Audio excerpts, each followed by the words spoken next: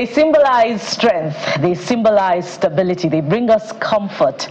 They are our leaders. They are our fathers. Happy International Men's Day, belatedly, to all the responsible, especially responsible, and the template of fathers out there, and to Jeffrey and Coyote. Happy International Men's Day, Coyote.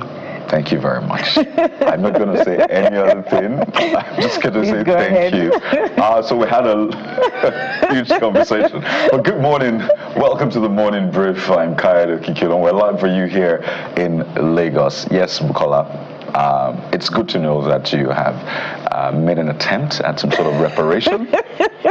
Jeffrey and I forgive you from the bottom of our hearts.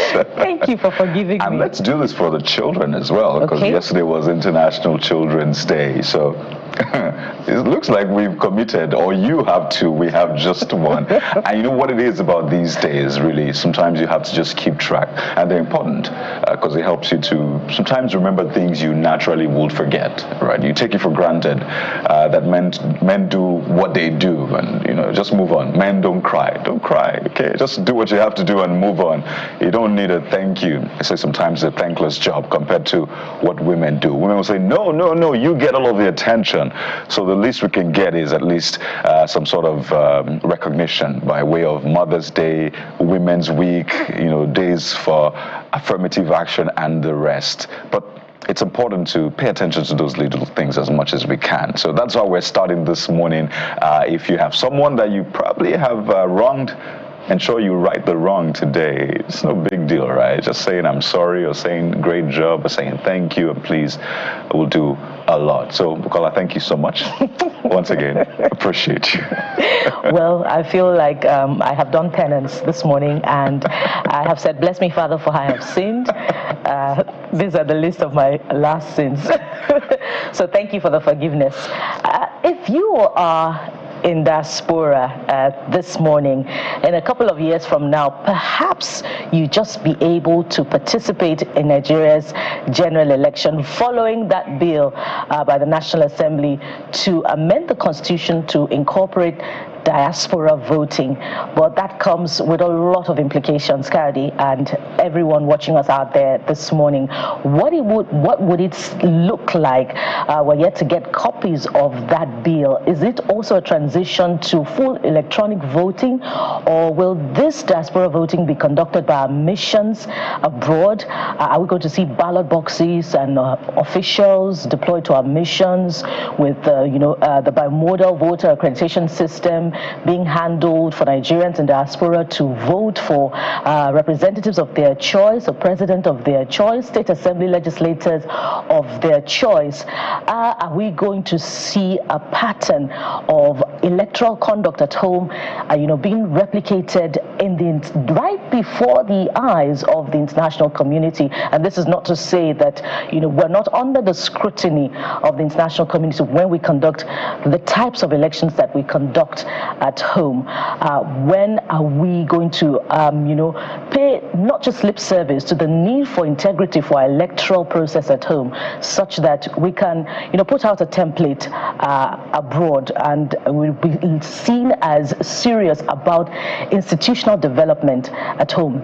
These are the issues that must be put forward. I worry about replicating the types of elections that we conduct at home in the international community. Kaidi, I don't know about you. Well, I think this is one of the bills or proposals that you don't want to look at twice. Just pass it, because you get the remittances. They're easy to get. There are no issues when it's time to get the remittance. Right. We're always talking about the remittance and all of the other things associated to it. So naturally you think voting should be a no-brainer. Just pass it, but you need to look at the details very well. The devil of this particular one is in the detail. So it's important for us to ensure that we get this right. Okay, I'm not going to say beyond that, but we need to get it right. It's important to ensure that those in diaspora vote, but we need to ensure the logistics. And I imagine I will be leaning on the infrastructure in those areas for us to conduct elections. I'm not sure what mode it will take. It's important to read that bill just past second reading, and as soon as we do that, we'll get you all of the details. But as I said, this is one of those bills you just say,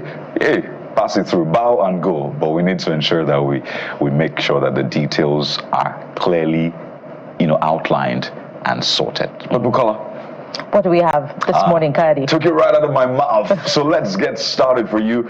There is a lot of traffic on the Lagos-Ibadan Expressway, just in case you'll be playing that route today.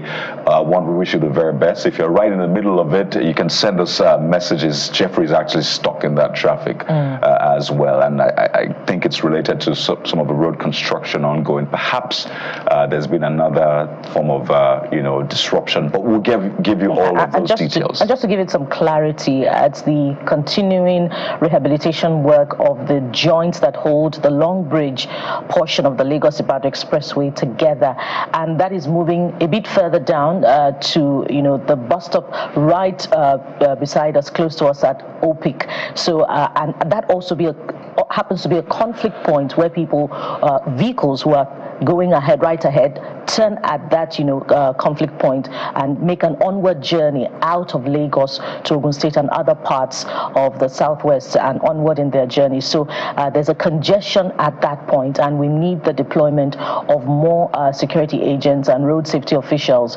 such that there will be a thoroughfare not long after the turning, and people can go about their duties. So that happens to be part of the problem. Of course, we can also talk about that thorny issue of articulated vehicles on our roads. They are the problems of our roads, and they happen to be the leading cause of accidents and deaths. So we must do right by motorists and indeed all citizens of the Federal Republic of Nigeria. Absolutely. We'll bring you sights of those traffic. But let's get right into the other issues that we have for you on the show this morning. In the wake of that viral video showing an assault on that driver, you see, by that military man, and on the orders, he says, of the Major General. Well, we'll get right into that issue and try to find out how far off we are from achieving truly cordial relations between civilians and our military men. We'll also take a look at the moves by the Inspector General of Police to ensure that there is, better handling of reports of police misconduct. And that statement he made that got a lot of people talking, that, use these lines rather than reporting on social media. We have the police spokesperson joining us on the show this morning to clear those issues and give you, step by step on how to report issues you have with the police. And as part of our penance, we piggyback on November the 20th, a day earmarked by the United Nations to celebrate World Children's Day, a day to promote international togetherness, awareness among children worldwide, and improve children's welfare. We must do right by our children, and we follow the charge of the United Nations today, which is saying to us, listen to the future. So we would listen to our children today. Very important. But that is not all. We'll also sit down with Gabonese music sensation Anais Cardot and find out what inspires her and her music. Looks like it's becoming a favorite for a lot of Nigerian music lovers. So we'll find out what she's mixing together for the Nigerian audience. And her voice can take you to another realm. Well, that's not all we have for you. There's also wellness. We all know health is wealth. So how effective is yoga in achieving good health of mind and body? We'll be having a chat with an expert. So you have to stay with us today. It's a bumper package. Oh, yes. As we always say, right? We always say. Wow. First day I'm back and bumper is already in my face. We'll take a moment now. When we return, we'll get into the top stories and the matters that are trending. That's in a moment. Stay with us.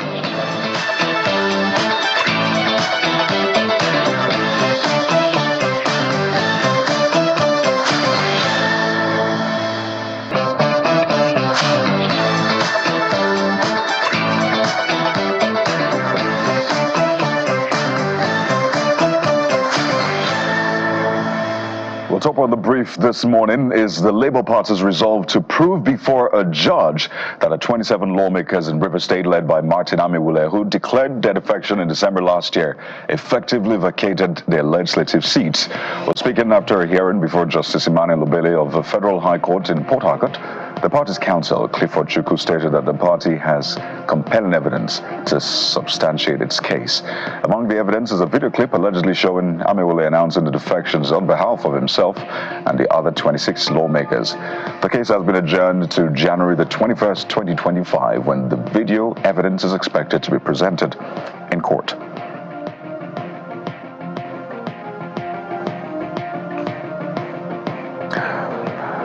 Well, the Senate has sacked Yakubu Umar as the chairman of Code of Conduct Tribunal over allegations of misconduct. 84 senators, which constitute the two-thirds majority of the Senate, signed in favor of his removal, resolving to forward the resolution to President Bola Tinubu for further action. Umar's removal gives way to the official resumption of Abdullahi Bello as a new substantive chairman of the tribunal. Saying in the National Assembly, a bill to amend the Constitution and provide for diaspora voting has scaled second reading in the House of Representatives. The bill, co-sponsored by the Speaker Abbas Tajuddin and Sadiq Abdullahi, seeks to amend the 2022 Electoral Act and provide opportunities for Nigerians in diaspora to vote. The bill was passed for second reading in July and had been referred to the Committee on Electoral Matters for further legislative action.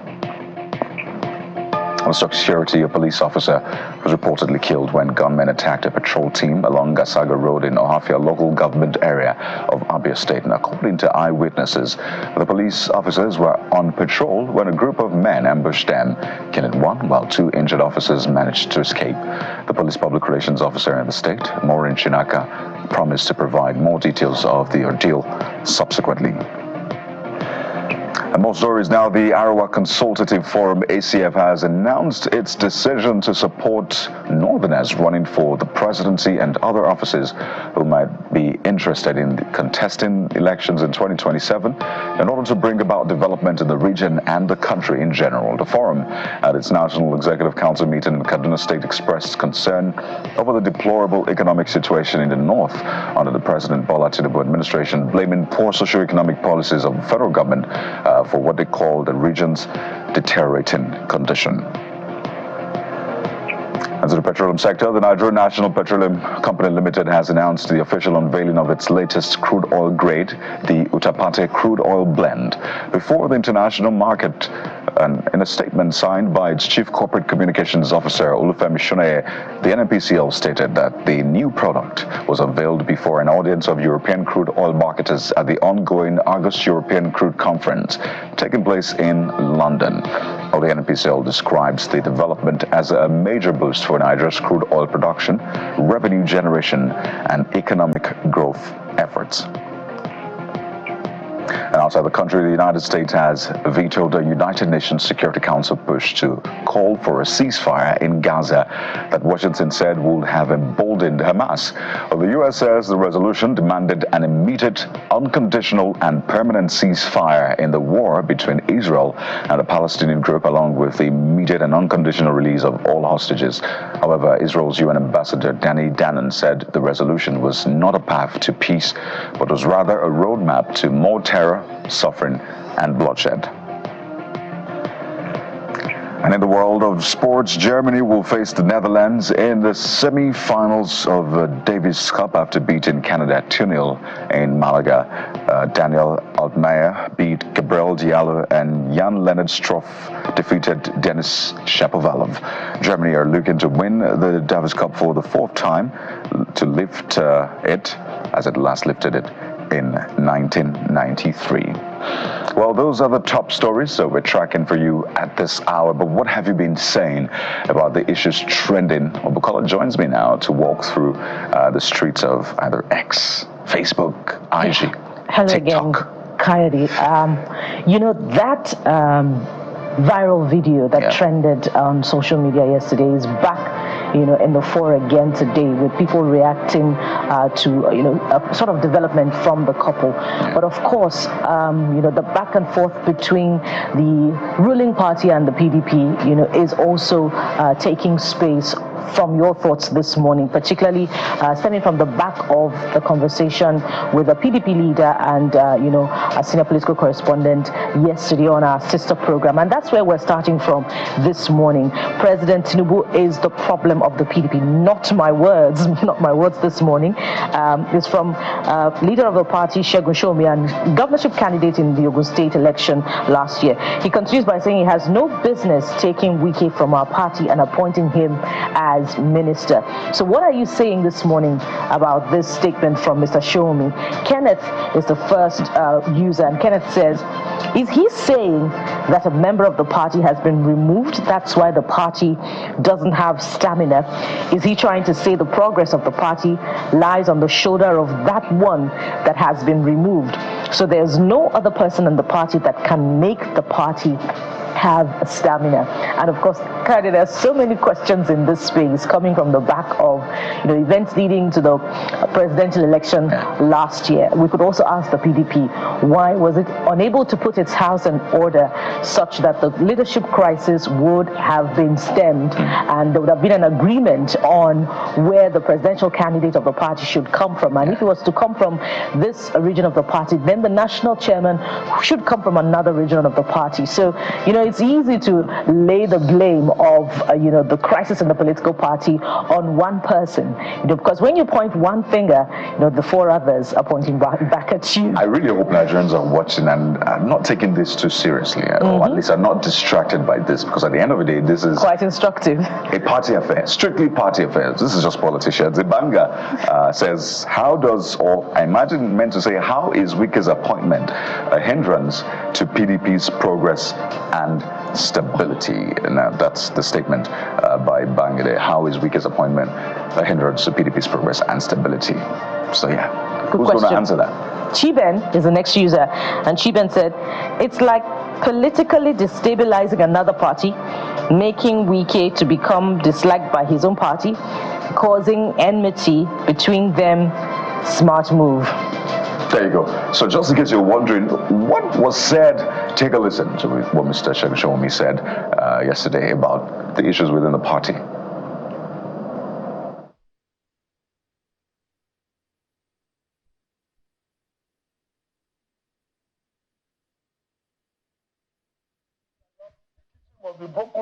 What factor do you think is at the center of this problem? You want me to tell you? People would like to say Wike, but I'd rather say Governor President Bola Ahmed Tinubu. It's the problem of your party. Absolutely. He had no business appointing our member into his cabinet without talking to us. He had no business. He had no business taking use of Wike from our party and appointing. He had no business. When Obasanjo wanted to form a government of national unity, he wrote to the elders of the party. But what did he do? He took one of us, put him in a strategic position, and suddenly the whole thing is complicated. Is it compulsory? If he wants our party to be okay, sack Wike and return him back to PDP and see whether the party will not get stamina and will not move fast. So, he said that. So it basically means that the man is some sort of stamina to the PDP, and this has been said time and again. But as I said earlier on, don't take this too seriously. Okay, I think Nigerians should allow the politicians to do the politicking, and you focus on what you should focus on, the policies that come out of the politics. Does it work for you? If it doesn't, then approach that. Don't get involved. Politics is not a game for the weak. True talk there. Should we go to the next talking point? Yes. And we raised that earlier on. That video got a lot of people talking. The couple being assaulted by Nigerian Army Major General and aide for, in their words, overtaking their vehicle. And they're demanding a senior officer's dismissal, 150 million naira compensation. But we should know that the acting chief of army staff, Lieutenant General Olufemi Oloyede, has ordered an investigation into their alleged brutalization. So we're waiting for the outcome of that. Does that mean this demand by the lawyer is put on hold? Well, we're not sure. But let's take a look at what Nigerians have been saying about that. Well, Stephen is the first user this morning, and Stephen says, fair enough. And while I condemn the action of the military officer and his boys, please let's take these precautions. Never overtake a bullion van being escorted by police vans. Never overtake a police patrol van except they give you right of way. Never overtake a military convoy. I don't know whether we should take this hook, line, and sinker, because right at the heart of this comment by this user is, where is the place of civil liberties? Where is the place of human rights, fundamental human rights? So if we say that we're in a democracy, this speaks of a citizen that is unable to stand by their rights. This speaks of a citizen that says, let's continue to live in fear, and that's totally unacceptable. Sir B has the next one saying, yes, compensation should be more than that, and let them know we are not in a military era. I've met a lot of military men, how gentlemanly they are. You almost not tell that they're military men. A lot of people have talked about the late Chief of Army Staff, how he's been a gentleman, and also this definitely leaves a sour taste in the mouth. So definitely this needs to be the bottom. We need to get to the bottom of it, as they say, to ensure that we don't see things like this happening again. Because seeing the images, come on, didn't look good at all. At all. Well, the next user this morning is B, I believe. Yeah. You want to I take took that? Sir B, so we can take Franklin. Yeah. Franklin says, first of all, you shouldn't overtake a military convoy. There you go again. The psyche of the people. They could easily perceive you as a threat. Secondly, the Nigerian army is meant to protect and not brutalize the citizens. This is actually a bad act. Okay, well, let's move on. We'll definitely stay on that story. By the way, we're giving you some more insight into it on the show this morning, and the comments made by the IGP. So we're very big on security on the show. But let's talk about the Jigawa tanker explosion. Yeah, remember, 209 dead, 99 injured, properties worth millions lost. That's according to a panel now. So a panel was raised to look into this. So they've come up with their recommendations. So we have this one from CEA Nigeria saying, may the souls of the departed rest in peace and quick recovery to all injured. It will be important to take a look at what the panel has to say about this, how to ensure that we don't have this again, because 209, Bukola. As of the last count, people were still quoting less than 200. A lot less than 200 exactly. as So of the now last to count. see that 209 actually died. Yeah, it's really a sad one, a huge tragedy of monumental proportions, losing 209 persons in a couple of days, and to what could have been avoidable. Andrew is the next writer, and Andrew says, it is very painful, but people have to learn to cherish their lives over death as well. A stone one sees cannot blind the person. If it does, the person needs to check himself or themselves, not the first, second, third, fourth, and people are not still learning. So there you go.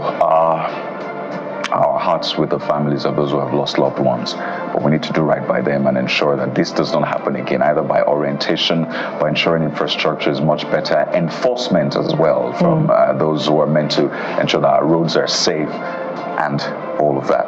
But let's move on to this one. Well, if you have a sweet tooth, right, then you might need to pay attention to this, as the FCCPC has uncovered substandard sugar in Nigerian markets. So let's just take the comment on this one. Rachel has the first one saying we need to support our local sugar industry and avoid substandard products. And that speaks to why we need to step up activities when it comes to standards, maintaining standards. This is food, right? Maybe you can drop the ball. We shouldn't drop the ball for other things, but because it is food, we must not drop the ball. So FCCPC, it's great that you have raised the alarm, but we need all the more details we can get. Where did we drop the ball? Those are the issues we also need to approach. So the Standards Organization of Nigeria, all the other people who are meant to ensure that these things don't get to the market. What exactly happened? We need answers. Well, there are questions as to how the sugar is being determined to be substandard. Yeah. And the FCCPC is in the defense of consumer rights, not the standardization of food and beverages. So it's an important question to ask. Well, so it's consumer protection, really. And I think it's a collective work. So you can protect consumers by taking a look at the standard, or the quality of product they're getting, or the quality of service they're getting, whether or not they're getting what they really paid for. So you can say this perhaps is it's as a result of the complaint of a particular consumer, because all of the details are not in at this particular point in time. But it's an important question to ask as well. And Kashama Dupe is asking also, how did it get into the country? What was SON and NAFDAC at the Nigeria Customs looking at? Right. So the statement by the FCCPC says that it does not, that is illegally imported goods, so importation We need to speak to that. It says, do not meet the mandatory vitamin A fortification requirements set by Nigerian authorities, potentially putting consumers at risk of blindness and other health complications. That's a statement from FCCPC's Director of Corporate Affairs, Ondaje Ejagu, says that smuggled from Brazil. It leaves so many things to be desired. Many questions. Yeah, Adebayo says, what are their names so people can recognize the product? You people hide the names amid health. You cannot rather hide the name amid health hazard. What names were mentioned actually in that statement signed by FCCP's Director of Corporate Affairs. But let's move on. We have quite a number of issues for you on the show this morning. Don't forget that trending video. How to get to the heart of the civil-military relationship and ensure that it is smooth so people know what their responsibilities are. The statement made by the IGP. So there's other big issues in the news this morning. So stay with us right here. It's the Morning Brief. We'll be right back.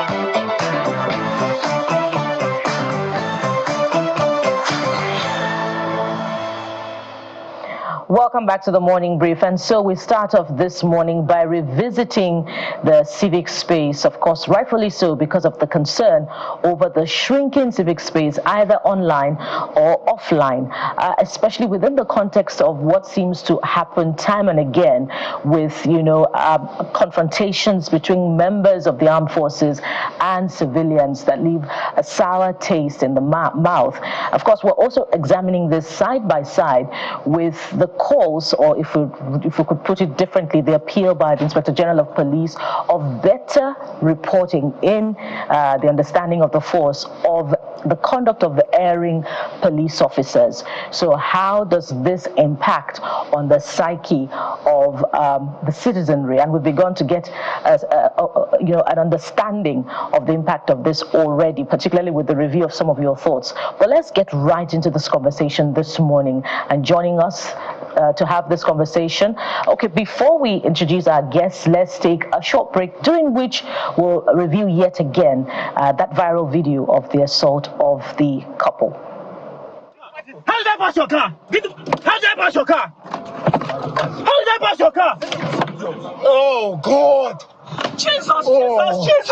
Oh, no, Jesus. Oh. Come out. I press it. Stop it. That's why he's dragging. I said, come down.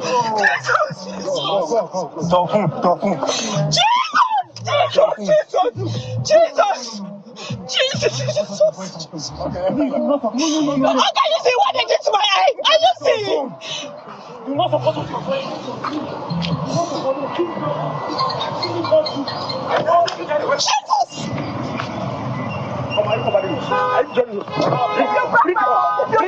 Jesus! Bring this one. Why are you coming?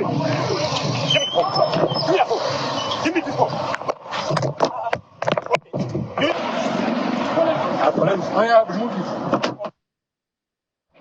And that video was recorded by the woman who was assaulted. In that video, according to reports, they are a couple, the driver and the woman. And allegedly their offense was that they overtook the convoy of the Major General and his escort. So let's have this conversation this morning. And we have joining us a pioneer of the civil military organization, Mr. Adams Otaku, who joins us from our Abuja studio. We also have Mr. Debo Adeniro, who is the President, Committee for the Defense of Human Rights, CDHR. Good morning and welcome, gentlemen, to the Morning Brief on Channels Television. Good morning. Very good morning. Thank you for coming. So, Mr. Otaku, I'm going to start with you, and for good reason. We started off this morning by asking what could be, particularly in recent times, the psyche of the average military man as far as their engagements with civilians, with the generality of the citizenry is concerned. Of course, we have a mental background from the military era where we saw, military officials right, in broad daylight, meting out punitive measures on the citizenry. Of course, those images have not immediately faded out. We'll still see, bits and pieces of that kind of conduct, in modern times. So, but tell us if this is a far cry from what is the generality of the psyche of the average military man. And this question, goes to you ideally because we imagine that you have regular engagements with the military. Thank you very much and good morning for having me. To begin with, the military personnel or the armed forces is an establishment of men and women who have been, by virtue of their training, transformed into practitioners of violence and managers of coercive forces to be able to defend the territorial integrity, to be able to protect the country from espionage, from subversion, from external aggressions. And by virtue of their training, they are trained to be martial to be kinetic. And when you stretch them into internal security management in the manner that we have within the country at the moment, where internal security agencies like the Nigerian Police Force, the Department of State Services, the Nigerian Security and Civil Defense Corps, etc., have been overstretched, there is therefore the need to create a holding environment so that the military and civilian institutions and agencies can work together harmoniously to minimize interagency rivalry, to minimize collateral damages, and to minimize frictions and conflicts in a manner that we saw in that viral video. Because having been drawn and stretched into internal security management, it's a joint operation environment, and the context is different from the conventional warfare. And that is why we have been working assiduously to deepen that civil-military cooperation so that all parties within the national security environment can work together to enhance the overall objective of national security and development. Right. I think it's important to understand your take on this incident, and I think that's the question, your take on this incident. What's your interpretation of it? Having provided an overview of the psychology of a military personnel, and of course, in the new environment he's found himself, as an organization, we viewed the incidents, and it was quite disturbing to us, and it will be distressing to any thinking mind. However, the armed forces hierarchy, particularly the acting chief of army staff, has ordered an investigation into the matter, because the moment we saw that video, we quickly reached out to the Nigerian Army and of course the Defense Headquarters to ensure that their attention are drawn to this incident. And we welcome the promptness and the urgency, the swiftness with which the acting coas ordered the investigation. It speaks to the fact that the military themselves took it quite seriously. All right, Mr. Otaku, let's bring in Mr. Debo Adeniro, the national president of CDHR. Well, Mr. Adeniro, I know you followed this. We've seen the statement from the lawyers, the lawyer to the couple. A couple of issues here. I think it's not just for this incident. It's for other incidents we've seen in recent times, and perhaps the ones that may happen in the future. In terms of whether a law was broken, whether they were in the wrong, at least from the narrative we have, what's the position of the law of really, first, what is expected of a military person, what is expected of a civilian, and then the road issue in terms of overtaking. Looking at all of these issues, what does the law say, Mr. Adeniro? Well, thank you very much. I am not a lawyer, but I'm a human rights activist. I'm the president of CDHR. What I believe should have been done will have been for the military, even if they were in the right, to be civil, because they have sworn to subject themselves to civilian authority. The superiority complex that normally plagued their minds when military was in power should not have been carried over to a period when we have civilian as their commander-in-chief.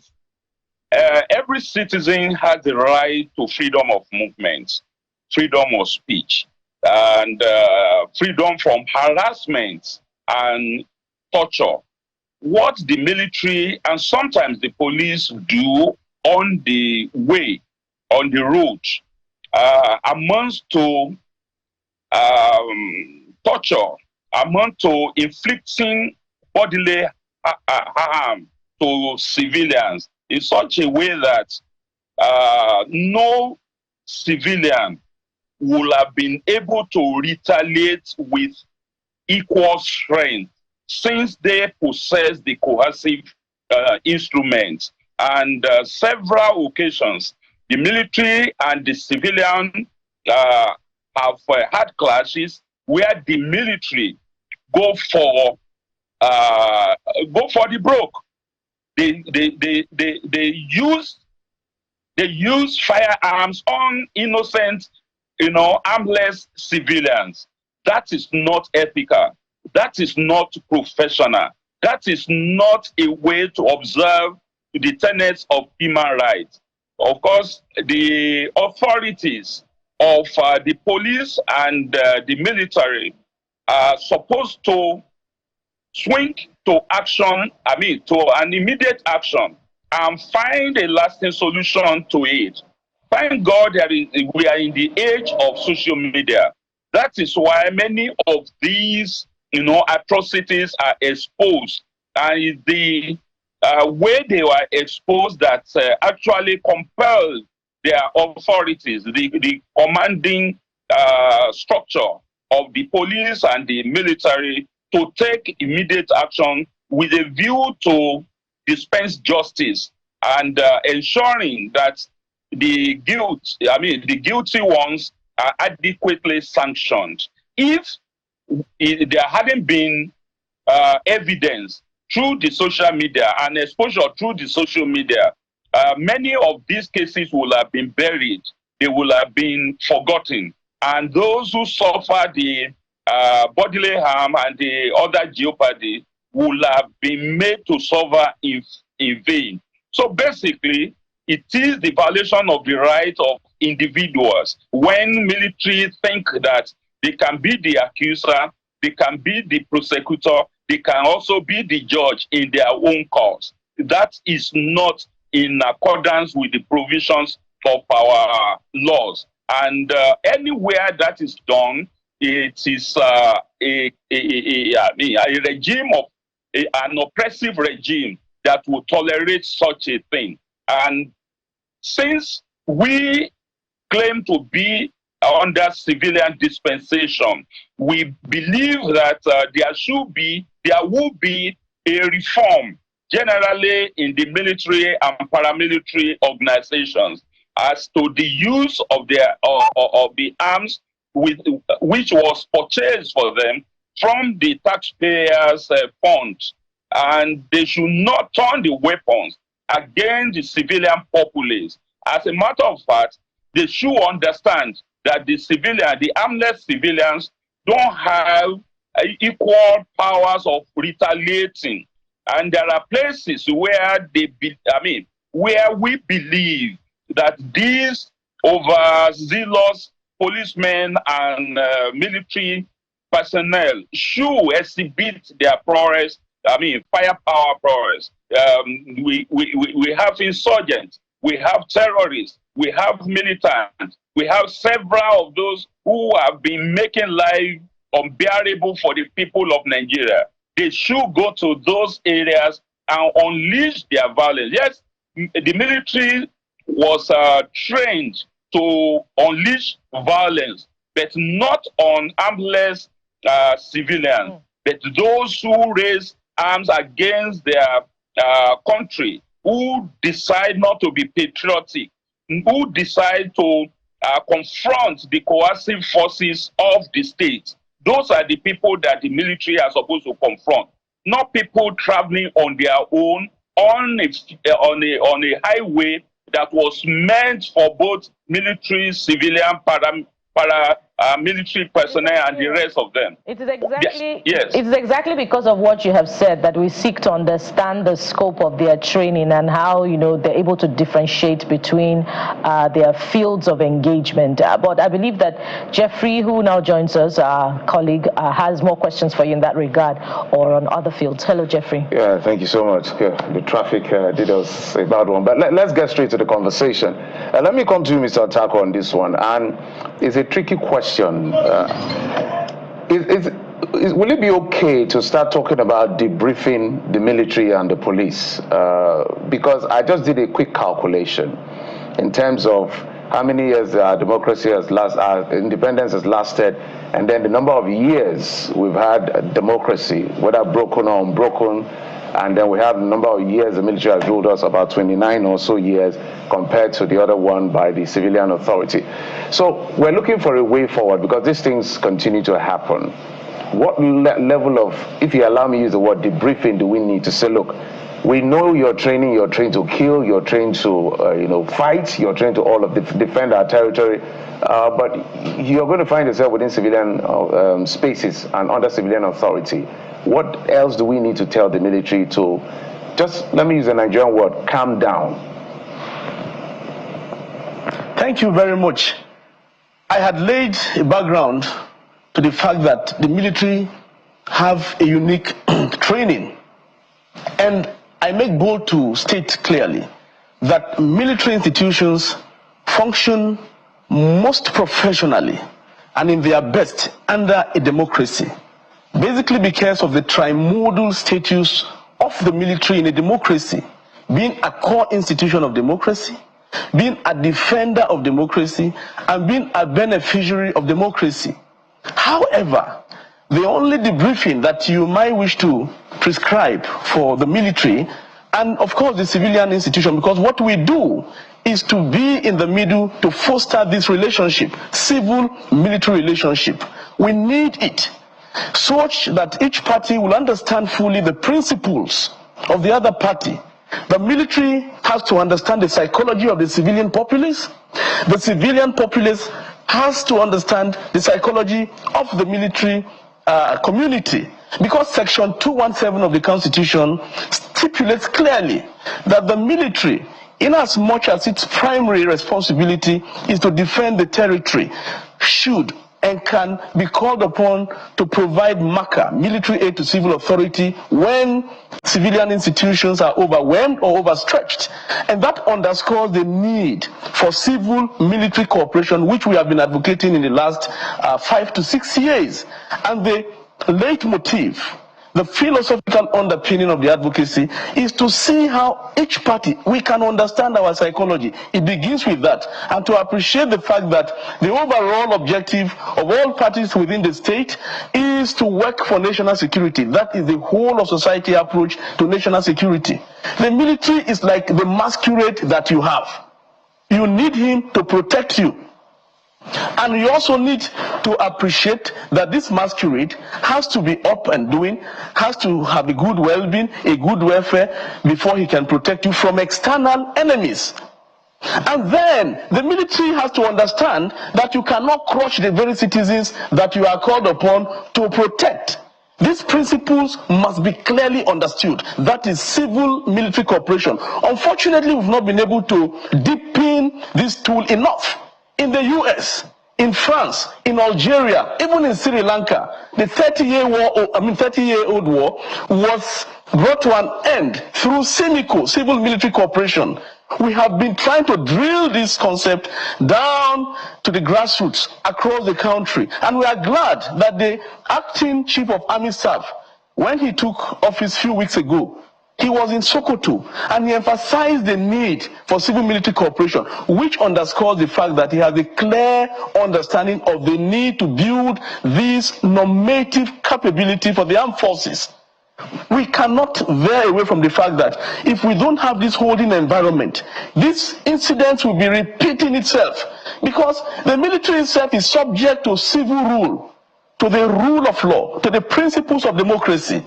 And therefore, the military cannot function effectively, professionally, if it does not abide by this rule. But to be able to abide fully by this rule, we need to deepen, we need to strengthen civil-military cooperation. And we are equally glad that in the light of our series of engagements, all the services of the armed forces today, from the Nigerian Army to the Nigerian Navy, to the Nigerian Air Force, to the defense headquarters, have established civil military departments or units effectively running, and has opened the door so that we can channel some of these grievances through this department to the military hierarchy for attention. And these are part of what we have been doing. Believe in that. Mr. Otak, we might need to ask about the efficacy of such departments if we continue to see such incidents on our highways, on our roads, that leave much to be desired. And just to also add that the Chief of Army Staff, Acting Chief of Army Staff, has ordered an investigation into the incident. We hope that this will not be one of many such other investigations in the past that we didn't hear any follow-up on. We must anchor the conversation at this point, and thank you very much, gentlemen, for your time on the program. We've been talking with Mr. Adams Otaku, Pioneer Civil Military Organization, and Mr. Debo Adeniro, who is the President, Committee for the Defense of Human Rights. Thank you so much, gentlemen, for coming on the program. Thank you. It's my pleasure. Thank you very much. Deeply appreciated. Thanks for having us. And from this point, we'll take a break and return with the second leg of this engagement of the examination of the civil space and civil liberties. Stay with us. We'll be right back.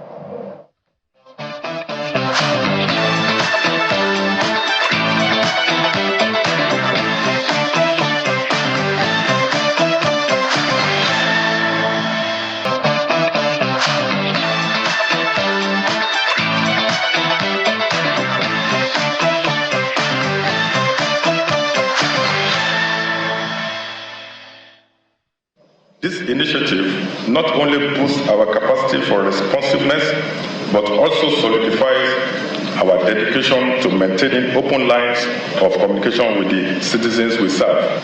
We have bolstered the capabilities of the Complaint Response Unit to ensure swift and thorough investigations into public grievances concerning police conduct. The CRU has been enhanced with a 24/7 feedback platform, allowing citizens to report incidents of misconduct as they occur.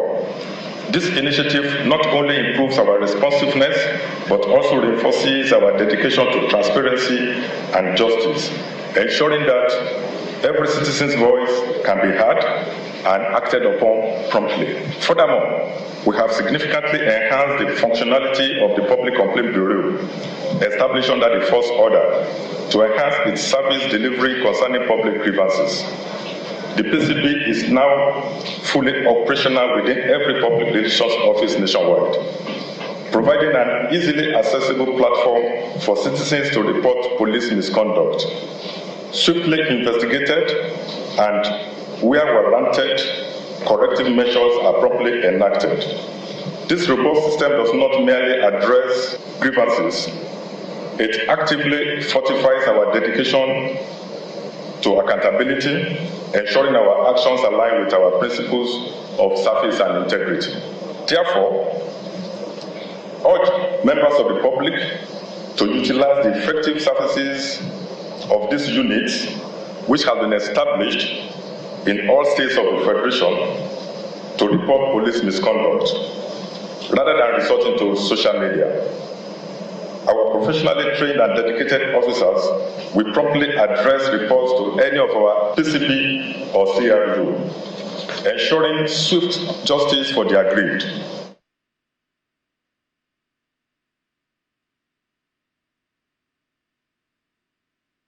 All right, that's the IGP, Cardot, talking about citizens should stop reporting police misbehavior, if you will, or misdemeanor on social media. There is now an appropriate channel for them to report. There is a public complaint bureau and a complaint response unit of the police, and they promise to perhaps do better in the management of police civilian relations. We're being joined in the program by the first public relations officer, Mr. Muyiwa Adejobi. He joins us via Zoom. Mr. Adejobi, thank you so much for coming on the program. Good morning, Geoffrey. Good morning, Nigerians. Yeah, I know we had to pull you out and you're on the way out as well. So let's be as quick as this one. I know that the IGP had done some explainers, but maybe you can help us provide a bit of a context and a background to this. Is it that the complaints were becoming an avalanche of complaints and there were no mechanism in before, and now this is to cover that gap, or this is just an improvement of what has already existed?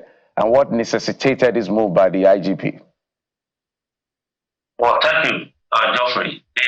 You recollect that we commenced Nigeria Police Population Officers Conference and workshop in Asaba. On Monday, the IGP declared open money in Asaba. During the opening ceremony, the IGP dropped this hint.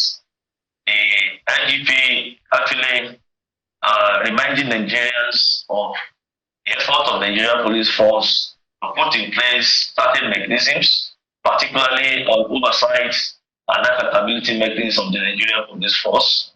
The creation of certain units that are very fundamental to taking corrections from complaints from members of the public, treating or addressing these complaints, and to, of course, draw the police closer to the general public by attending to some of their grievances and making sure justice prevails. When I read the headline that IGP stopped, IGP ordered some media, they said IGP ordered Nigeria to stop reporting. That headline was not so comfortable. That's not the picture of what transpired. The IGP was actually addressing Nigerians and was urging them, appealing to them to stop resorting to the use of social media to report police misconduct. Rather than resorting to social media, they should make use of the internal oversight mechanisms being put in place by Nigeria Police Force. Government, you notice that many that come online, they are not online to just report incidences, to report police misconduct. They're actually doing so many things to run down the system, to paint the police bad, and discredit the institution. And invariably, they discredit Nigeria as a nation because the way they push out some narratives are not so okay for us. In most cases, you see that they will see come out to bring out whole videos, incidences that occurred 5, 6, 7 years ago. Matters have been treated where policemen, the hearing ones have been dismissed. In some cases, many of them have been reduced in rank, and many of them have been given severe reprimand. They will still bring out, generate these videos to paint the situation as if it's recent. All these ones are just to malign and discredit the Nigerian Police Force. So the IGP felt, let us move closer to members of the public. The IGP approved this training for populations, officers of the Nigerian Police Force, and communication experts. And that's why we have converged on Asaba to have this ceremony. So in the process, the IGP was addressing the gathering and addressing the media, urging Nigerians to make use of these complaints response units, public complaint bureau, and other oversight units or platforms the police has created to make sure complaints, grievances from members of the public are received, are treated, and justice prevails. So the headline people, some media platforms are giving to this report is misleading in any way, because if you don't know the story behind it, you just think the IGP is using his power as the IGP to order Nigerians to stop this. No, the IGP was actually addressing the gathering and appealing to Nigeria to have more trust, to have belief in the system, that we have a system that works, and we want Nigeria to make use of this system so that we're able to address some of these issues. Those who come online to understand that coming online is not the only way to address this matter. Our numbers have been rolled out. Many numbers have been rolled out. There was a time the IGP's personal number was publicized so that people can get close to us, and we make sure we attend to some of the problems we have. We cannot operate as a responsible institution without the cooperation of members of the public. Indeed. Let me come in here, ACP. Right, the statement of the IGP was clear. I mean, and that's why we put it out for Nigerians to see just before we came to you, so they will hear all he said in the proper context. So what he said was, we're providing you a means to reach out to us and report rather than resort to social media. So let's clear this once and for all. If I were to have an issue with a police officer, maybe I was assaulted, can I still put it on social media? Let's be clear. I have reported to the police. Are you saying I can't put it on social media, or I can report to police and copy social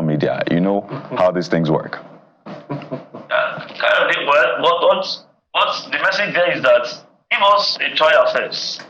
Let us handle your complaints. Then if you fail, you may actually resort to social media. But at the first instance is not to go to social media as if the system has failed.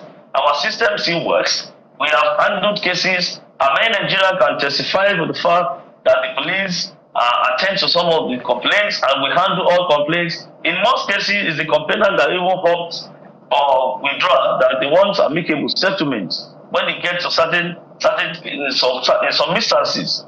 So we are not saying they cannot use social media to relate with us, but to handle complaints, the first thing they do is immediately they see policemen slap me, it's on social media, the video is there, you see stories, argument and counter arguments, creating scenes and the likes. We want to urge them, put to use these platforms we have created for you. But it is not all the time to say the police, I report the case to the police and they have not done anything. That is not true. We attend to all cases, we handle all cases. I want to put it here. Let me say, that the police, I want to say that it remains that lead agency that always exposes its erring officers. We expose them, we don't cover them, we don't pamper them. In most cases, you see that we've come online to even dismiss officers. We come online to reduce officers when they commit offenses. Most of these offenses are criminal. They are criminal based. We have dismissed them. Just last week or 2 weeks ago in Enugu, a policeman that fired that musician was really dismissed and is arraigned and charged to court. So we want to appeal to them to make use of this platform. Our men are there to attend to some of these complaints 24 hours. Where they fail, well, if you want to use social media, fine, but not at the first instance to rush down to social media to report. That's what IDP is saying. Well, PR, let's make use of this platform. Let's see how we are going to handle your complaints. Well, PR, perhaps I wonder if you've been following the reactions to the appeal by the Inspector General of Police. Perhaps the resistance by Nigerians is the potential of that appeal to deny them the power to make the erring officers accountable by presenting the evidence before the public. And cases abound about how in other cases that are not reported on social media, perhaps because of lack of evidence, where some police officers align with perpetrators and the case is swept under the carpet, and where the case is not swept under the carpet, they lie fallow at police stations, maybe before courts, without resolution, and those cases go on over a long period of time. Bukola, most cases our people exaggerate some of these cases.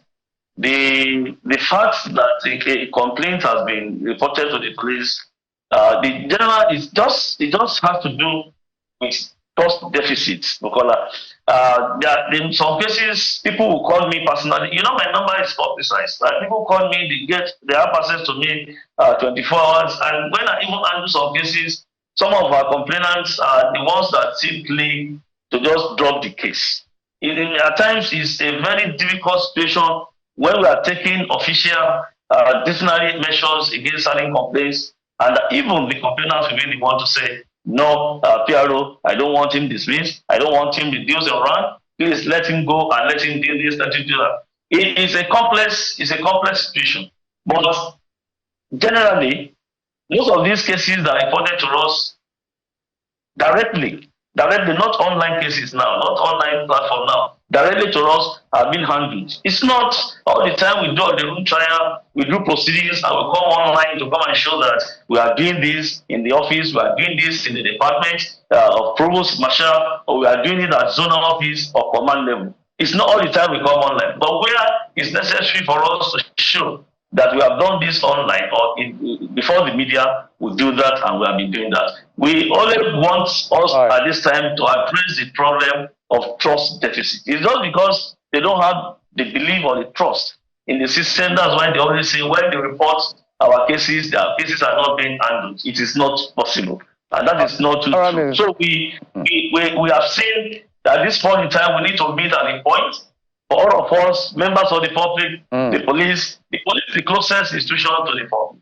There's no how we continue to be having unnecessary rancors and issues of conflict and issues like this. I understand perfectly. The police is trying to make that effort, and you can't blame citizens. It's a consequence of experience. Perhaps citizens are now reporting the police online to be proactive, so that if they have to adjudicate, it's justiciable. And the measure the police has put in place through this unit that you've created sounds to me more like reactive than proactive. What do I mean? In other crimes, we have policemen wearing body cam so that they have their own evidence. It's police thinking in that direction, because we know during the End Bad Governance protest, the IGP had promised body cam because it protects the police as well as the citizens. So we have evidence of what happened, at least from the authorities' end. But we don't know what played out. So is the police proactively thinking of body cam rather than waiting for complaints to come, so that the policeman who is wearing the body cam will know that my actions have consequence? Now, Geoffrey, the address delivered by the IGP concerning this matter is not that we have been reactive. These platforms have been there before now. Even before we are talking the issue of body cam or no body cam. It is not that we have been so lackadaisical about this before. The platform, PCV, CRU had been there. To the extent that the CRU was even incorporated in the Nigerian Police Act 2020. Section 131 of that act is talking of complaint response unit and what the police must do. So it's a legal thing. The law is compelling the police to do certain things. And this is what the IGP has done, that CRU must be established in all state commands, 37 commands of the Federation, including the Federal Capital Territory.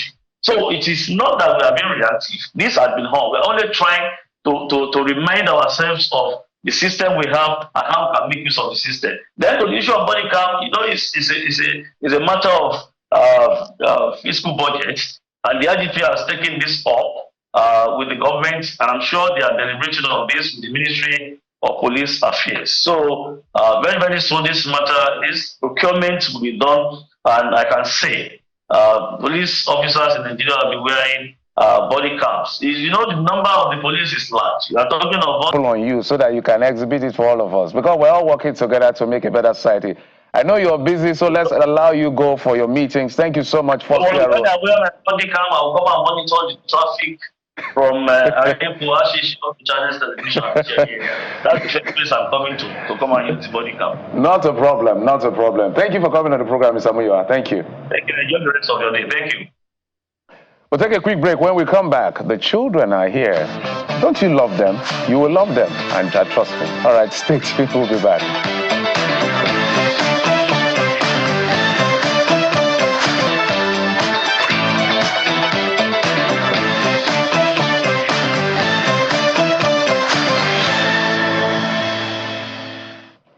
Welcome back to the Morning Brief, and we did tell you that the children are here. So we're picking back on the celebration of World Children's Day or International Children's Day as earmarked by the United Nations Children's Emergency Fund to celebrate children and to further create awareness on the rights of the child being very, very much a part of human rights.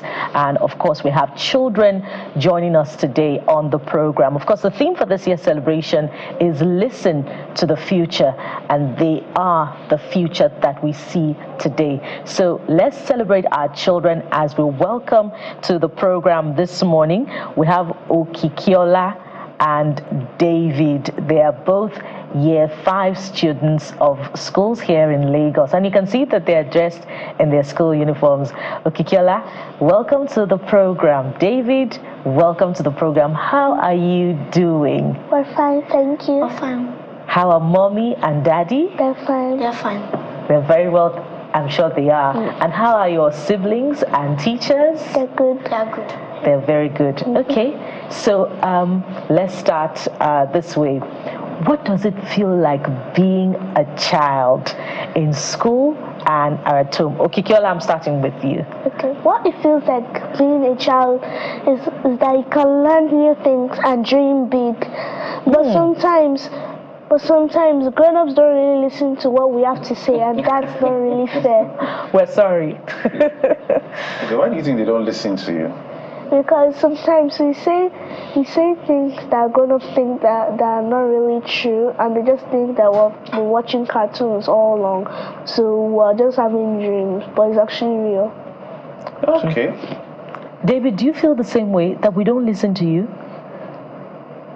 Okay, so what does it feel like being a child for you, David? It feels good because I, as a child, have the right to do anything I want, only if it's not an offense. At my school in Riverside, Montessori School, we have a child protection policy which keeps me safe while learning. Okay, that's fine. Your school has to pay you for being a good PR person. You're doing good for them. So she has said that sometimes parents don't listen. And they don't hear you, they don't pay attention. Why do you think that is? I think that is because when we want to tell them something, they might be doing something else, trying to provide for us. But they don't have time to listen to us or to hear what we want to hear. Okay, this is coming up again, that parents don't listen to you when you want to express yourself, right? Yes. So I want you to tell us some of those things that you really want them to hear and understand. Okikiola, you were very strong on that one. Tell us. So I want them to understand that as kids, we also have things to say, and us too, we can even help our grown-ups with like morning chores or something. Okay. So and parents should also give us some respect, because we want to really talk to them, and it might feel really hurtful because the parents are not really listening. So the child might think that the parents just don't want to hear them, so they'll just stop. Oh, we apologize on behalf of Daddy and Mommy. Maybe they're looking at their laptops and they're not listening. They're very busy, or they have a meeting or something. Oh, like that. Okay. So you feel very bad when they're always doing meetings, right? Yes. David, No, you don't feel bad? Yes, because they're the ones that pay for our school fees, and they're the ones that provide for us. You're thinking like a guy. You're my guy. Give me a high five. give me a high five. You know? Yeah, good. No, give me a high five so that it's not that I'm discriminating. Thank you, Jeffrey. So sometimes we're thinking of the bills. So your school fees like 1.2. I'm not saying that's your school fee. Like your school fees like 1.2 million, and you're coming to disturb me with cartoon. I'm thinking 1.2. You understand? Is that a fair argument in your? Is that, or there's a way? Is there a way we can listen to you better? Yes, there might be a way. Okay, tell us the way. Okay. So the way is that when they stop, when they have paid our bills and they have finished all the bills, and we are in university and we make them proud, they'll be able to listen to us more and to provide for us because we have done well and helped them. But that's not to say that there is no stage in your life when Daddy and Mommy should not listen to you, David. But David, we appreciate you for your understanding, and we appreciate you, Okikiola, as well, for being vocal about what you want from Daddy and Mommy. Speaking of which, Okikiola, you said earlier on that being a child means that you can dream big. So what are some of those big dreams, and what kind of world do you want to live out those dreams in? I want to live in a world where everyone is happy and safe, and kids don't have to worry about being scared or sick. Good. You didn't tell us what you want to be. Maybe. Well, what I want to be when I grow up is a doctor, because I like healing people and taking care of You like to care for people. Especially. Yeah. Let's do high five, so high five. High five. For every good point, there's a high five. So give me good high points. Five, right? Yeah, I don't want to miss out on that as well. So what do you want to be, and what world do you want to live in? You know the way the world is. So there's Nigeria, there's everything that goes on in the world. I know you have access, perhaps TV. First, what do you want to be? And what kind of world do you want to live in? She has mentioned hers. What's yours? When I grow, I want to be the HS Grandmaster. Ooh, it's nice. Who's your inspiration? Do you know Nokoya? My dad. Oh, really? He's a chess master. Shout out to Daddy. All right. There's one guy we've had on the show. His name is Onokoya. He's a very good chess. In fact, he did was a world record at some point. So, what world do you want to live in? What kind of world do you want to live in? I would like to live in a world where there's peace everywhere, and there will be no chaos or destruction happening in the world. Amazing. So you want to live in a world where there is peace, and you want to live in a world where there's safety. Now, as we wrap up, do you see from what you see happening around you today that when you grow up, you're going to have that kind of world? And if you don't think so, what do you want to tell Mr. President right now? I believe Mr. President may be watching through his aides. You know our President Bola Tinubu. So what do you want to tell him about that world? If you, from where you look, if you don't think that you can see that world, or you think that you can see it. Okay, Kiola, I'm starting with you. Okay. I have to tell our president that we should take care of the poor people, and because poor people don't really have a place to stay. They have nothing to eat, nothing to drink. They just have to sit on the road alone with no one to take care of them or adopt to them. I'm happy you guys are very kind-hearted. The world will be in safe hands with you guys in the future. So what would you like to change in the world, and what would you like to tell the president if you were to tell him this just maybe? If I can change the world, it should be to make the world free from hunger, homeless people, and killings in the society. And what I'll tell the president to do, I'll tell the president to give everyone a free access to quality health care. It's like you look through the notes of the president, because it's in Brazil right now, and they are talking about ending poverty and hunger. So that's a good one. So we cannot close without, your parents have done a fantastic job. Your teachers have done fantastic job. So you're going to look at this camera, and what do you have to say to your parents, your teachers, and children out there who are watching? Because right now you're superstars. David, let me start with David. Okay. No, David, this is it. Okay. This is your camera. This one, yeah. I would like to thank everyone for watching us today. And I would like to thank our parents, because they have been providing for us. They have done everything for us. As I'm 9 years old now, they have been taking care of me and my teachers. I want to say thank you so much to my teachers, because they are very kind-hearted and they're always helping me with learning. So what do you tell other children? I'll tell other children that they should keep on following their dreams so they can dream big in the future. Good. Okay, Kiara. Thank you so much, parents, for taking care of us. And since I was a little baby, I've been taking care of us and encouraging me to do big things. And I also thank my teachers too, as well, because thank you for helping me sit up. And to the children out there, keep on making mistakes. It's okay. You learn from your mistakes, and when you grow up, you learn everything and you become a superstar. Wow. Amazing. Wow. Amazing. How old are you? 9. Oh. Okay. Awesome. You're a good counselor, but do you know that? High five. Let's do that high five again, Yeah. Good children. We're super proud of you. Yeah, absolutely. Amazing. Thank you so much. Thank you. We're so proud of you. We've had Okikiola Fakile and David Oyelaki, year 5. They're year 5 pupils, not students, and they've spoken so eloquently on the program today, and they've given our leaders and, of course, parents so much to think about. Thank you for coming on the Morning Brief on Channels Television. Thank you. Yeah, we hope to see you someday when you achieve those big dreams. All right, so we'll take a break now. When we return, we'll move on to the next leg of our conversation. So stay with us, we'll be right back.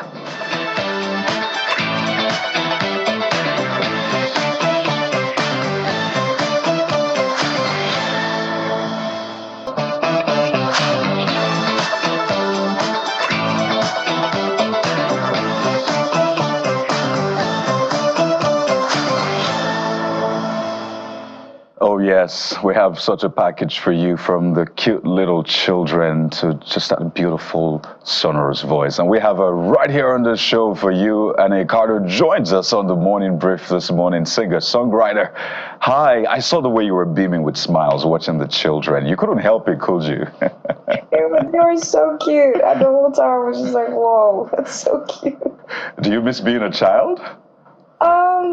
Yeah, everything was way easier than now, definitely. Yeah. Less bills. You know, let's just solve this once and for all. People say adulthood is some sort of scam. They should have told us, maybe we'll have stayed children. Do you agree with them, those who say adulthood is some kind of scam? Yeah, because I feel like when we were kids, we were like, yeah, we have plans, or we're gonna be 20, we're gonna do this, that, that, and I feel like we were really like delusional. And like now I'm an adult, and I'm like, yeah, I wish like I just stayed a kid. I wish I was just still 7, waking up and just eating, and that's all, you know. Yeah. I'm not having to think about bills and the rest. But you know what?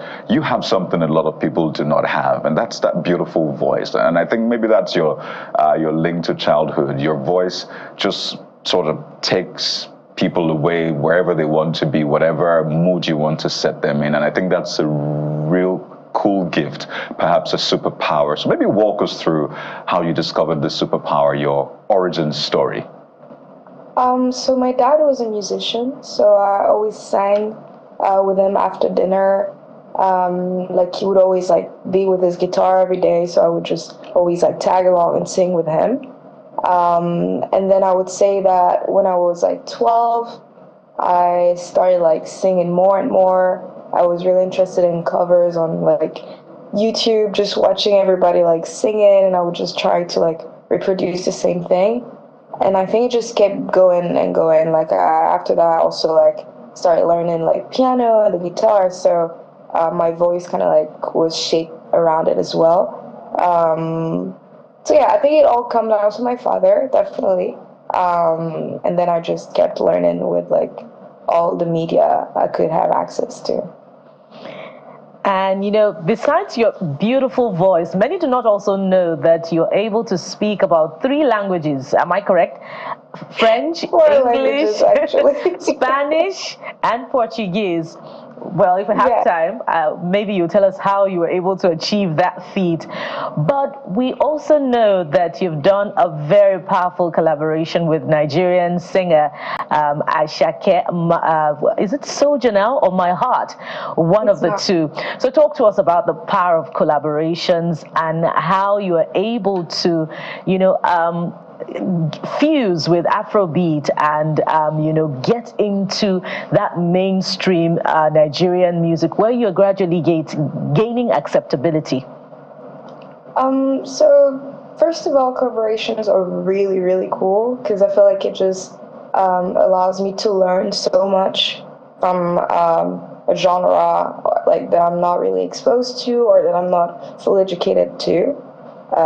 Educated too, and so it was really cool. Like I got to learn a lot, and it was really, really nice to work with Ashake. He was like such a nice and inspiring person. I've learned so much about like rhythm, singing, like a different approach to music that I think I was not really exposed to, and it was really, really nice. And yeah, I'm still super excited to just like get to know and to have this privilege of like meeting really amazing artists like from Africa, knowing that I'm from Africa, especially from Nigeria, because like I grew up listening to a few Nigerian music. So it's definitely like a cool thing, and I'm really, really grateful for that. I'm curious, what tickles your fancy about Nigerian sound that you think you are integrating into your own sound? I think I'm still trying to understand it, and I think I'm still trying to absorb it. I haven't like integrated, like put it in my music that much yet, but I would say the rhythm and the way rhythm is a huge thing in Nigerian music. Like, of course, I grew up listening to it, and of course, also the music I'm making is totally different. But there's like a relationship that y'all have with rhythm that I'm really, really, really, really admiring. And it's something that I really, really like hope I will fully absorb at some point in my life. Yeah. Yeah, because I see that you're very cool, calm, you know, slow tempo, not too much craziness, if you allow me to use that word. But we like vibe. So I'm trying to see whether there can be a middle ground, some sort of. But walk us through how you got introduced to the kinds of music you do and why you like to stay within that space and what it helps you to express. I would say, once again, my dad. When I was like 10, I found like an old iPod that he had with like probably 7,000 songs, going from Bob Marley to Ella Fitzgerald. So I think I already like had this sound around me a lot. I also grew up listening to a lot of French music because my dad is French, so it's a lot of like slow music, like waltz and stuff. So I think that's how I really got sensitive to it, I would say. I feel like expressing myself in this genre is easier, and I really like it because I feel like I need a lot of like calm to express all the trouble I might go through sometimes. But yeah, I like doing that. So how do you write? Some people, they just sit down. There's this God moment or this inspirational moment. Things just happen, and they begin to make up tunes in their head. Others, as soon as you get the beats on, or the keys are on, or the guitar is on, they begin to put in something. So what works for you in terms of your making and creative process? So I have a lot of different process. So the first one, the main one would be I just like get my guitar and I just look for different chords, and then I literally sing like whatever words I can sing, whatever melodies, and then whenever like I feel like it's a solid thing, I just put words to it. Sometimes also like people, like you said, might play beats and then I'm like, oh, that's really cool, and then I just sing on it randomly, and then I kind of like take the time to write on it. So I say like I really have like different like ways to write. Yeah. I have two questions for you. One is soft, on the softer side of things, and the other touches on something you've openly shared, and it's about your journey living with disability. Some have said, well, they don't see that when they see you. They say a superwoman. In fact, your name sounds like the name of a superhero, I should say. I don't know if you've heard that before. So speak to us about how you've constantly overlooked, went beyond what some have described as disability to become the superwoman that you are. First of all, thank you. That's really nice of you. I think it's the way I was raised. I think like the way my parents never really raised me in the way where like, okay, Anais, you're disabled and everything is going to be a limit. My dad always told me that I have to be the first at everything I do, and that I can do everything and I can achieve everything. So I think I kind of like applied it to a lot of stuff in my life, like either it's music or like stuff in general. I'm not saying it's easy always, but like it's to me it was like a good mindset to definitely have in life, to just like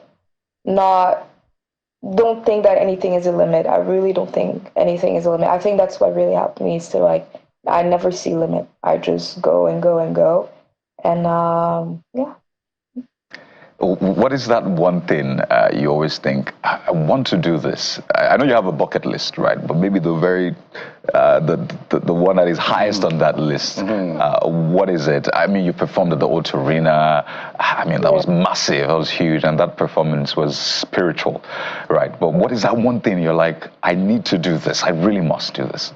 Okay, it might be dumb, but it's not. But one of my dreams is to make music for Disney. I want to just make a whole thing for Disney, like writing songs for Princess, because I feel like it's like a kid dream, definitely. But Disney music was a big part of also how I learned music. So I think it would be to make music for Disney. Yeah. Okay, so look, I will say amen to whatever prayer you We'll stream it, don't worry. We'll stream it non-stop. Make it happen. But a few maybe slightly serious issues. How important are feedbacks for you? Because I know that being a public person or a public figure can be very tricky, and is a very slippery slope when it comes to feedback and validation. How do you manage that, and how important is it for you when you go to perform? That's a really good question. I feel like I always need feedbacks, like where either it's like negative or positive. I think I always need that to improve. So like I'm always the one to ask questions and to be like what did you think? And like, I'm always asking a lot of questions because also like as an artist, it's easy to doubt a lot. When it comes to validation, I feel like when I started, it was a big part of like my journey. Like I feel like you always seek that, and then at some point, you just know that you're the one who can validate yourself, and that if you don't do that yourself, you cannot count on people to do so. So I would say like for the first like 2 or 3 years of me making music, I was like, okay, is this like, are they gonna validate that? And now I'm just like, look, I'm gonna do what I have to do, and if it's good, it's good. I'm taking whatever feedbacks I can have, but I know that I have the final word. So yeah, I feel like I'm still good with feedbacks, but there is like a tricky relationship with validation, definitely. I know you speak those languages you talked about, and there's no way we're going to have you on the program. We won't have a feel of your voice. And maybe you do it in Portuguese, you do it in which other language you speak. Maybe I'll donate one Nigerian language to you. So it's an open one. It's not an audition, by the way. It's just for you to just express yourself. What sound or what song are you going to do? Or will you do it in Spanish and Portuguese? Just make a decision and let's enjoy it. And I should just sing? Literally? Yes, exactly. I can sing in Spanish if you want. There is a song that I learned when I was a kid. It's called Mi Niña Lola.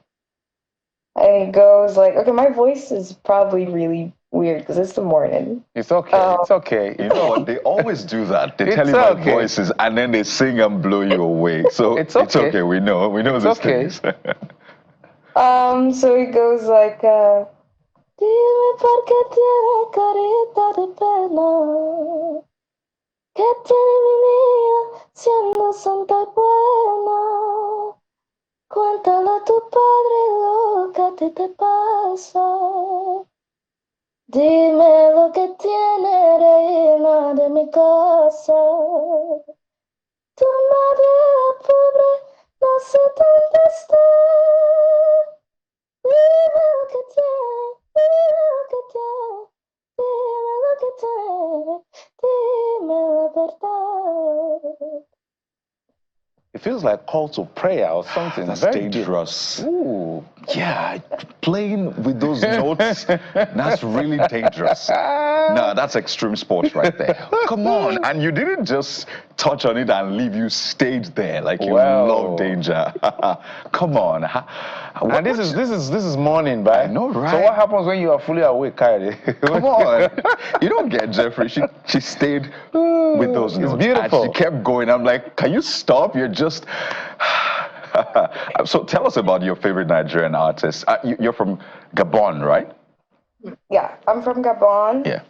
So we had a lot of Nigerian music on TV. But I would say that my dad, once again, introduced me to Asha. So she's the one that like always heard of, that like I knew her song. I would sing them with my father. I would say like the very first was Asha. And of course, like we grew up listening to like Tiwa or even to like Wizkid or like P Square, all these people. But I would say like the main person really had an effect on me was Asha. Would you love to do music with Asha? I would love to. Like, I'm really fangirling right now, but I would love to. Like, she's amazing. She's really amazing. Because I know what right now holds for you. I can only imagine what the future holds for you with this kind of talent, with the traction you're gaining. So I know that in a matter of time, really, it's maybe whether you are willing to do it or not. But that's really great to hear how collaboration is now the name of the game now. Collaborate instead of just competing. And Jeffrey made that point earlier on. So where do you really draw the line? Because they say competition is good in this industry, right? Because it helps you stay on your toes. So you can watch your rear and say, well, I need to do better. So if others are spending 5 hours rehearsing, you'll do 10 hours because you obviously need to be up there. So how do you walk through that as well? So I don't want to collaborate with this person because it doesn't gel, but again, I know collaboration is important. So how does that work for you? I don't think that I don't think that I want to see competition. But I think like there's a world where you can still try to be the best version and still have like still be the best without competition. So I think that's something that I'm trying to always apply. So that gives me less anxiety, definitely.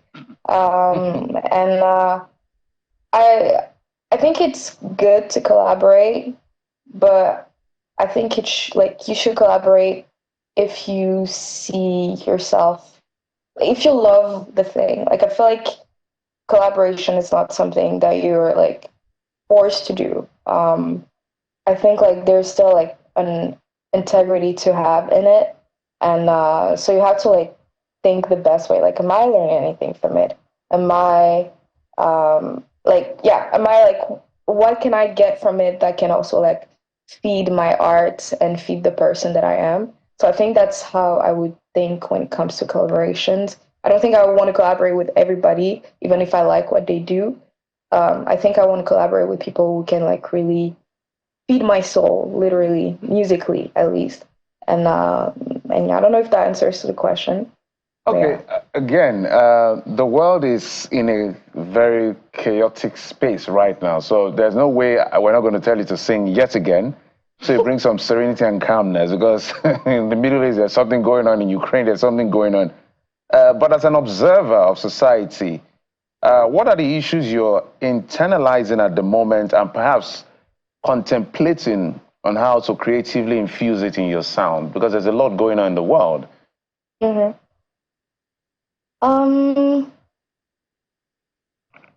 I feel like since I have a condition, a disability, this is something that still really affects me when it comes to society. And I think, of course, like I know I don't write songs where I'm like talking about like stuff, the environment, wars and stuff, but I feel like as an artist and with the like opportunities that I might have, I have like this stage to talk about like a lot of stuff. So for example, when it comes to my disability, I feel like there's so many places that are not accessible. There are so many ways that people see disabilities, that I know with the small amount of power that I have, I can like at least change one person's mind. So I think that's something like my music can definitely like help me do in a way. Yeah, I would say like when it comes to disability, because like I really see myself in it, but also like as a woman, I think there's stuff that I can address. There's stuff that I can like challenge, because so like the society has such like a really interesting view also on women, that as a Black, like African disabled woman, I can also like, like challenge. So yeah, I would say that. Yeah. So we're looking forward to those those sounds, because you already have the voice that conveys a persuasion that anybody will pay attention to, and it's slow pace, it's mellow. So we're not going to mix it up when you start sounding. So I'm just using it to, in Nigeria, we'll say totori you. Okay. So that you can get ready to sing again. So the floor is yours. Before you want me to again? Yeah, you did in Spanish. By the way, you're going to teach us one or two Spanish, and maybe Portuguese, whichever is convenient for you. Because I also like to learn Spanish. I think it's a very sweet language, and maybe Italian if you have that in your bouquet. But the music is the one I'm interested in, and I'm sure Nigerians are interested in. So let's go for it. Okay, so you want me to? I'm going to sing in Portuguese. Okay, go ahead. I think actually it's a song of mine. It goes like. Não sei na estrada o que ela fez. Oh, sempre sonhando aí da vida é deixado sorriso. Ele tem um sorriso que o mundo não vê.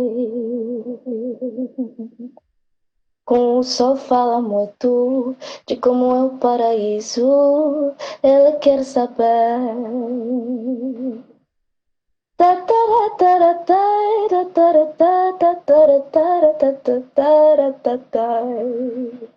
Yeah.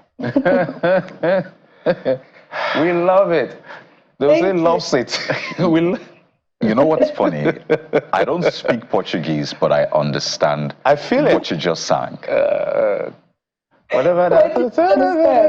I just understand. You don't get it. I don't know what I understand, but I feel what you're singing. But for the benefit of everybody, what were you saying?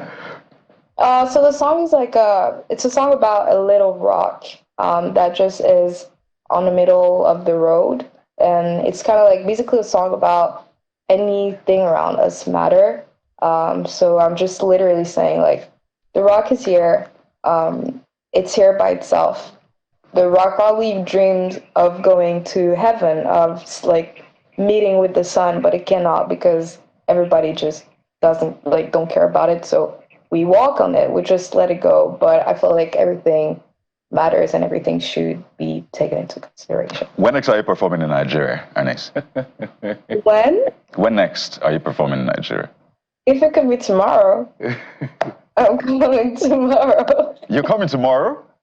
If you have me tomorrow, I'm coming tomorrow. Yay! No, really. And I look forward to it. I'm going to be there whenever we will be there. We will be there, you see. We're coming with our whole family.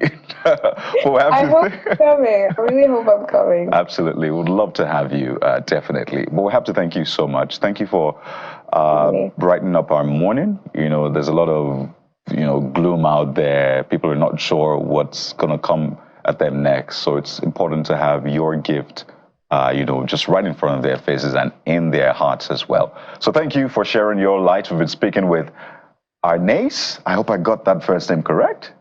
Anais, yeah. Anais. Then your last name is Cardot. Yeah, perfect. Yeah, superwoman. Thank you so much for your time. Thank you for sharing your gift with us. We wish you the very best and see you in Nigeria soon. Soon. Okay, bye. Thank you. Bye. Well, you can't say we didn't try for you, right? But you know what? This morning has been all sorts, particularly for those plying the Lagos-Ibadan route. At that Long Bridge, Kara, Opik route, this is what is going on. So there you go. As a result of the, will I call it road construction or the remedial work going on, the expansion joint to the Long Bridge, this is what you have. So what you see is a lot of buses now facing what we call one-way, driving against traffic on the other side just because it won't. Jeffrey?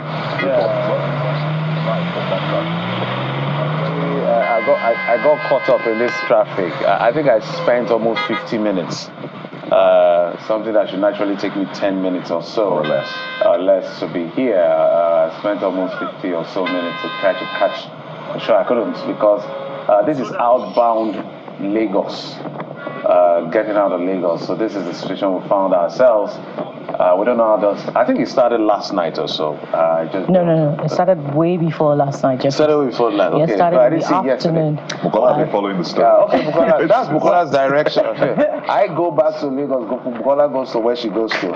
And the cause of it really is because that particular point from that turning has been narrowed to allow the construction workers begin work. But we've talked about time again the need for these works to be done at midnight when there is less traffic on the road and where there are fewer vehicles on the road, so to speak, such that work can be accelerated with more men as well, and we don't have this kind of chaotic situation in the morning where a number of citizens are going to work and traveling about their businesses, including our yoga instructor. So that explains why we couldn't have a yoga segment for you. No thanks to the traffic. But that's where we call it a day, at least on the show. Sunrise Daily is next. So, hey, there's so much more for you right here on Channels Television. I'm Cardot. And I'm Jeff Bye-bye. Thank you for watching. We'll be back tomorrow. I am Bukola Koka.